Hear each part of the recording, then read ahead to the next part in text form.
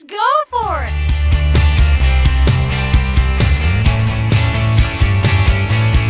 I like the dark stuff.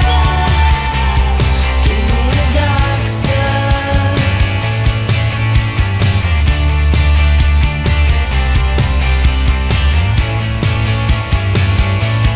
I like the dark stuff. Give me the dark stuff. Hey everybody, it's me, your buddy Dave, the host here at the Dark Stuff channel on YouTube. Thanks a lot for checking out the new video. As I said in the crawl at the beginning of the video, this video is a little different than what I normally do. This is me as a guest on someone else's show. You'll recognize the setting because it was done here. But my buddy Stuart Chittenden, who I've known for, 12, 13 years, or maybe even more than that, has his own radio show and podcast. It's called The Lives Radio Show and Podcast. And it's not about music, okay, ordinarily. I'm the lone guest that talks about music for the most part. Not the lone guest, but one of the few. So I've appeared on his show a number of times in the past, and generally what I do is I hype up the Maha Festival that's coming up every August in here in Omaha. But I'm no longer affiliated with Maha anymore, so I told him that, I'm not going to appear on it to plug the festival, but if you want me for something else, let me know. So Stuart came to me with the idea of, why don't we just do like a year in music, talk about, music with the pandemic and the live music and just all sorts of other things. In the past, we always taped the show at the studio of the radio station where the show airs, because the show airs initially on the radio, and then it goes out in podcast form as soon as the radio show ends. So, and the radio station was located inside the Malcolm X Center. So maybe if you don't know your history, Malcolm X was actually born in Omaha, and there is a museum and like a center dedicated to him called the Malcolm X Center up in North Omaha, and that was where the studio was. However, that studio doesn't exist anymore, so they're in some different spot. So it'd just be easier, and if we were just recorded it here, because I obviously have the equipment because I do shows anyways.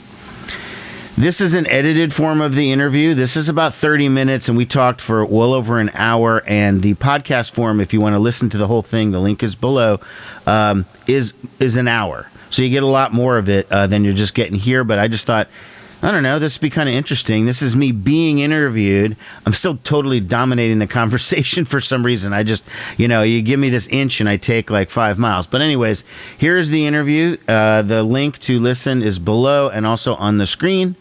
I hope you check out the rest of the interview and maybe look in the archives. I've got some older ones back in the day. Enjoy. Take care. You, Dave, are a regular on Live's radio show and podcast because, as we were saying off air, you are an expert in many things music. And I said I'm your straight man because I know nothing about music, which I think will be really clear. Yeah. But you've been on the show and you've talked about Maha, for example, locally in Omaha. You've talked about your own career as a record producer with Mafia Records. Mafia Money. Yep. Mafia Money. Yep. Mafia Money, thank you. And about the music scene locally and nationally, if not internationally. And so today's show, really for me, is about hearing from you. Here we are, still in a pandemic, but some live music's coming back. Bands are getting together. They're putting out music in new ways, different ways. They've performed in new ways. And I'm curious about what's your take on the music you love, the music you've hated, what's happening on the scene, how the music industry is faring. And then there's all this other stuff, too, about your podcast and your radio show and so much else in life. So this year was supposed to be the return to normalcy, and to a certain degree, it was, but to a very real degree, it wasn't, because there were still major acts, touring acts, that ended up, again, canceling or postponing tours, pushing them off until next year. It happened here in Omaha. I was really excited in August that I had this series of shows that were coming up. So Nico Case was going to play at the Bourbon in Lincoln. That show got canceled, and the whole tour got canceled. Dinosaur Jr. was going to play at the waiting room. Their whole tour got canceled. The Pixies were going to play outside behind the waiting room. Their whole tour got canceled. So all these shows that I was really much anticipating going to ended up not happening. And it's still a small percentage of artists that are out there touring. And so it's not back to normal by any means. And there are still capacity limits in certain places. Now, again, in Nebraska, it's all voluntary because there's no law behind it that's making you do anything. I was at, you're wearing your 1% Productions t-shirt, and I was at the waiting room in Omaha on Sunday evening, so a few days ago, and seeing J.D. McPherson, and we can talk about that in a while, but the point is that venue required you to do one of two things: show your proof of vaccination to come in, or show proof of a negative COVID test. Now, more than likely, that was the artist doing that, not the venue. Because I went to see, an artist named Soccer Mommy, and she played at the waiting room not too long ago. And it was her requirement that everybody show proof of vaccination or a negative test, and you had to be masked throughout the entire show. I was okay with that, you know? I mean, was it a bit of an inconvenience or sort of annoying having to wear a mask during a concert? Yes, but the alternative is the tour gets canceled and then we don't get anything. So I'd much rather sit for 90 minutes wearing a mask inside a concert, pulling it off my face when I'm taking a drink and putting it back or whatever, because that's just such a better alternative than nothing happening. And so more than likely that was that McPherson, that was his requirement in order to do that, because I know the waiting room doesn't impose that on people. I mean, So how, I guess is a two-part question for you. How have artists tried to transcend the constraints or work within the constraints of the pandemic? And how have you managed to, feed your own passion around music and consuming artists? Well, in terms of what artists are doing, I mean, there are two schools, like I suggested. There's the school that wants everyone to show proof of vaccination. They want them to wear a mask and at least be, conscious of other people and to, have some sort of communal thing. And not only that, these artists and crews are in a different city every day. So they have to be protected because they're around different people every single day and in a different environment. They're not going to you and I, we would go to an office and be at the same place every day. Their office is a different spot every single day. So they have to be more protective. And people that don't appreciate that, I don't get it. I don't understand why people can't be more conscious of that. And artists that stick up for that often get crapped on all over the internet, on Twitter especially. Someone like Jason Isbell, who I really like, made a big point of saying, like, I am going to require vaccinations at my show, and there's no exceptions. And any venue that has a problem with these requirements, I'm canceling the show. And he did cancel. He canceled a couple of shows where the venue would not comply. And he caught a little crap for it, but I mean, ultimately, I think he's in the right, and he'll be vindicated later on when it's found out that, it was helpful. My music consumption and the way I get it is still pretty much the same. I was very afraid to go into record stores in 2020, and I didn't. Even though the record stores here in town, Homer's and whatever, did require masks, and at that time when people still thought you could get it from touching things, they made you wear gloves and all that, and I complied with all of that, but I was still not comfortable just being there because I just didn't know what would happen. And if I'm touching records, then those records were touched by somebody else, and of course now we know that's not how it's transmitted, but we didn't know that at the beginning. And so I did get more into the online. Like you know me, I'm old school. I've been resisting the Spotifys, the Apple Musics, these kinds of things because I just don't. I object to the whole idea, okay? Because what it is it's the Netflix of music. You don't actually own any of the music. You pay for access to it. And that means that it can be taken away from you just as easily as it was given to you. So all of a sudden titles disappear, then they're back, then they're on, then they're this, then they're that. And if I have an album by an artist, I have it forever. Nobody's going to come and take that back from me. And I think that's what the problem with these services. On the other hand, I've lightened up a little bit because the fact is 90% of the music that's been recorded, at least in the pop rock era, is available. And if I just want to hear one song real quick, I want to hear Glenn Campbell from 1975. Well, I don't have to get in my car and go anywhere. I can just go hear it. So I have changed a little bit in that I do use the streaming services now, whereas I didn't before. And, you can't fight the future forever. And I mean, this is the way things are going to go. Eventually, the physical medium is probably going to die forever. And there's just going to be nothing there. I still wish there would be some sort of permanent way that you could get the music and it be yours forever. Tell them count the days. We don't just talk about the musical experience, but maybe you give some insight into what has been floating your boat musically. What I've really been liking a lot is the newest record from Japanese Breakfast, which is a group. It's really just this woman, Michelle Zauner, I think is her name. She is a Korean-American woman who wrote, she's an author as well. She has a book out, a memoir, detailing some stuff when her mom died a few years ago, and she wrote this piece for the New Yorker, and then it was turned into a novel. And her first couple records as Japanese Breakfast were all about this. It was grief. I mean, it was just real downer music. And it was great. But you got to be in the right frame of mind when you're going to be listening to something that is that much of a downer.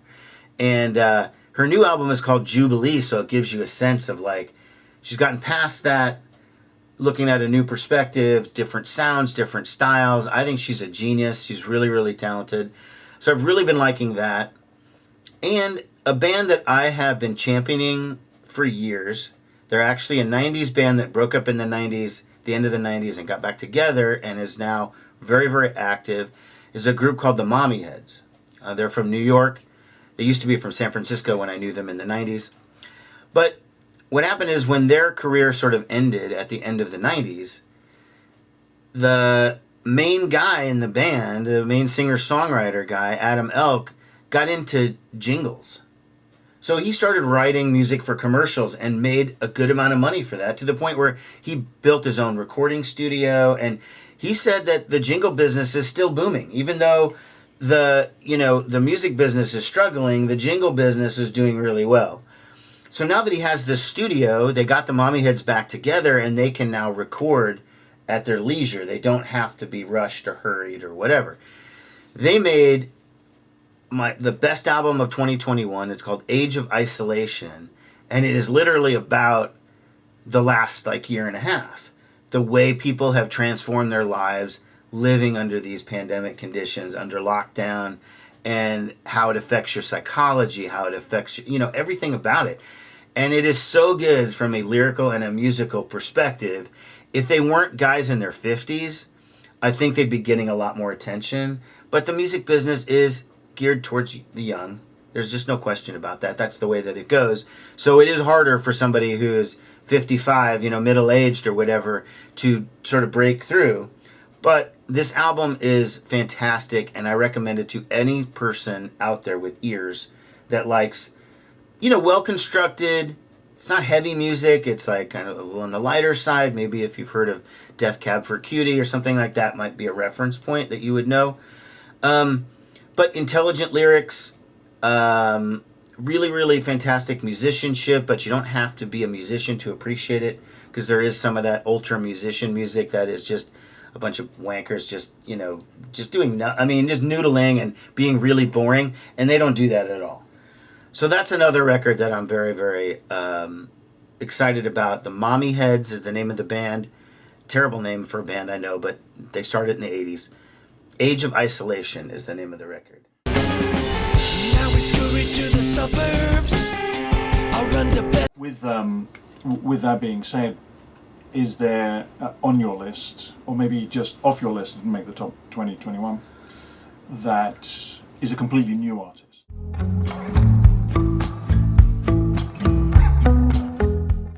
So Sun June, their album is called Somewhere. They're from Texas. I think they call their style like regret pop or something like that. Regret pop. It shouldn't be limited to pop. No. That's everything.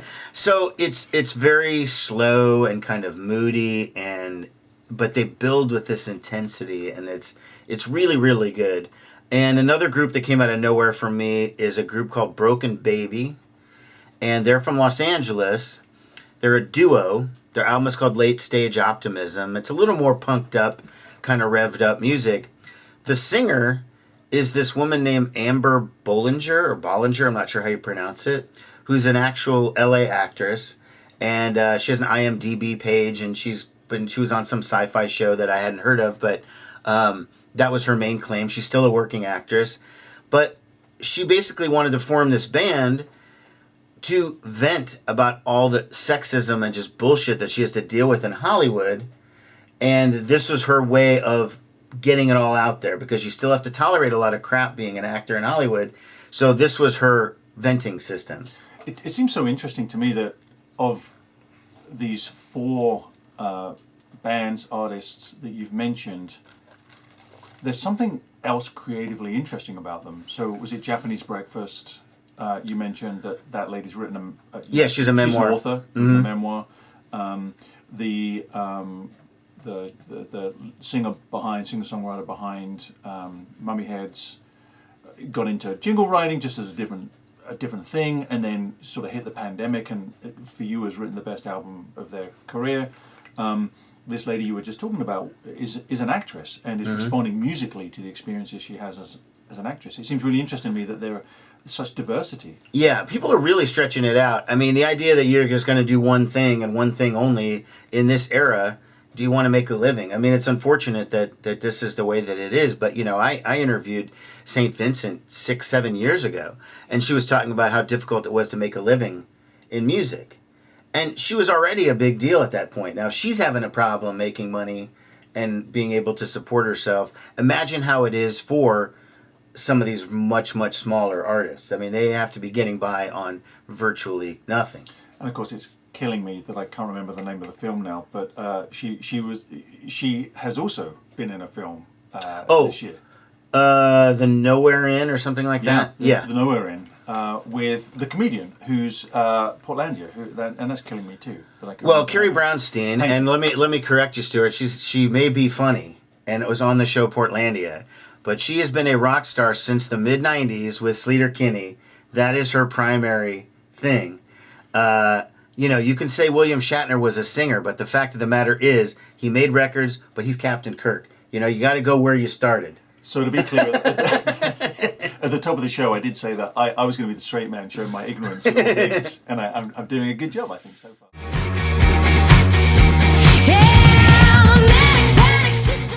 No, so I thought it was a great year. There's new groups like we just talked about, Sun June, Broken Baby. There's another one called Kiwi Jr. from Montreal. And then you have the legends like Susannah Hoffs from the Bengals. She put out an album this year. I've loved Susannah Hoffs since I was 13 years old in 1984 when I first heard the Bengals. I've kind of had a little crush on her ever since then. It never really stopped. She put out a new album called Bright Lights. It's cover songs, but I love her voice so much that when you listen, she's an interpreter now. Like she doesn't write as much, maybe new original material, but she lends her voice to these great songs, you know, from all sorts of places like Nick Drake and Chris Bell and Richard and Linda Thompson and covers like that. Some obscure stuff, but probably for most of her fans, but there were great things on that. So I really liked her contribution this year. So that's what I'm at for 2021. I mean, I would talk about like favorite shows, but I've only seen like 3 or 4 shows this whole year. So the pool that I could choose from is very limited. I mean, so in that case, I want to ask you a little bit about what you have been doing. So you host New Day Rising, which is a show. It's a radio show Yes. on a local community radio station. So that has been this week marks 17 years of me being on the air. Yeah. So there's that ongoing, Yes. with a real pedigree to it. There also is the dark stuff. Right. I have a YouTube channel. So the radio, I've been on the radio, the weekly show called New Day Rising for 17 years. That has not changed. I record the show here in the bunker in my home studio. I haven't actually been to the radio station in probably 7-8 years or so. So that wasn't affected by the pandemic. I still operate exactly the same way. Years ago, so I initially wanted to do podcasting in the first place. We're talking like when you and I first met, like way back in the day, 2008, 2009, whenever that period was. Podcasting was in the early stages, but the reason why I wanted to do it was because I had this radio show that just broadcast out into the ether, and if you didn't listen to it live, you never got to hear it again. It was before streaming. It was, shows weren't being podcasted or any of that stuff. So I wanted my friends who lived out of town or out of the country or whatever to be able to listen to something. So the idea back then was to create a version of the radio show that could then be online so that other people could hear it. Well, it's a moot point now because of the fact that the station does stream, so people can hear it. So podcasting for me has changed. Let me get back to the YouTube channel. So a number of years ago, I stumbled upon sort of an online community on YouTube known as the Vinyl Community.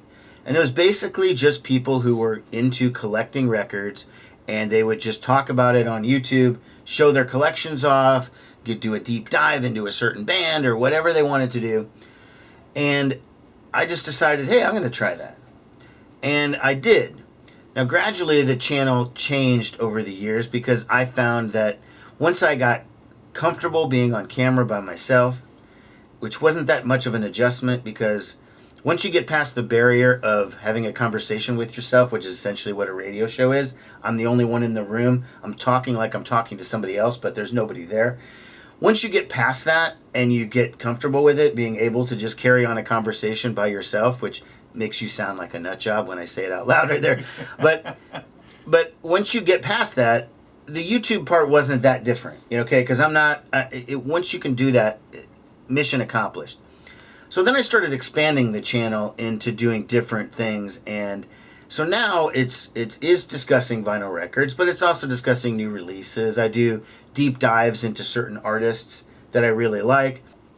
But then what happened was, since I do primarily talk about music on YouTube, there are a lot of copyright restrictions in terms of what you can do while you're on YouTube. So you can't just play a song and say, hey, I'm talking about this new record from Dinosaur Jr., let's play a cut from it and play it. You just can't do that because your video will get flagged and possibly taken down. You can go under the radar a little bit, and I try to use 10-second samples, but really, in 10 seconds, you're not getting a taste of what it is. So I worry sometimes that, is this really helping? Because are people going to get... But if I give them nothing, is that better than the 10 seconds? I don't know. So I started reaching back into the idea of a podcast, and actually somebody who I know is an online pal of mine, who he has a YouTube channel, he watches my YouTube channel, tipped me off to this this format to do podcasts that's through Anchor, Anchor.fm, and it's affiliated with Spotify. And he said, no, you can use this, and you can actually play music, and it's legal.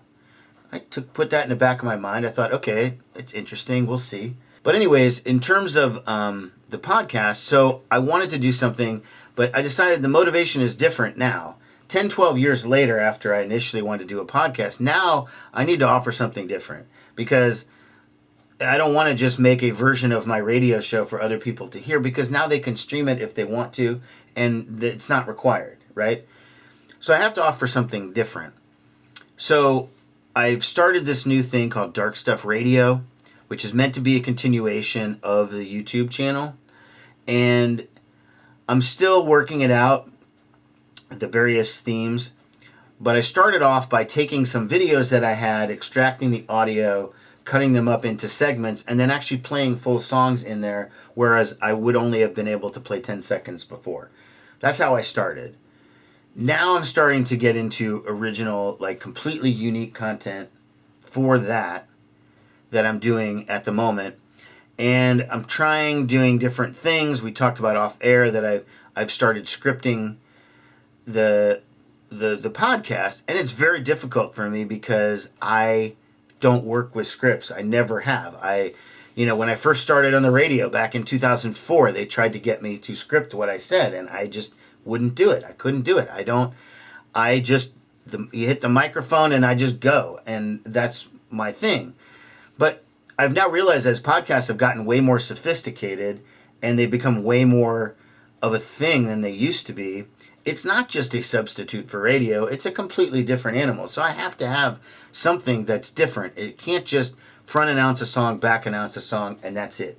Like, you have to be able to provide more than you do in a normal show. So I'm still working out what kind of ways I can utilize this format and this podcasting format.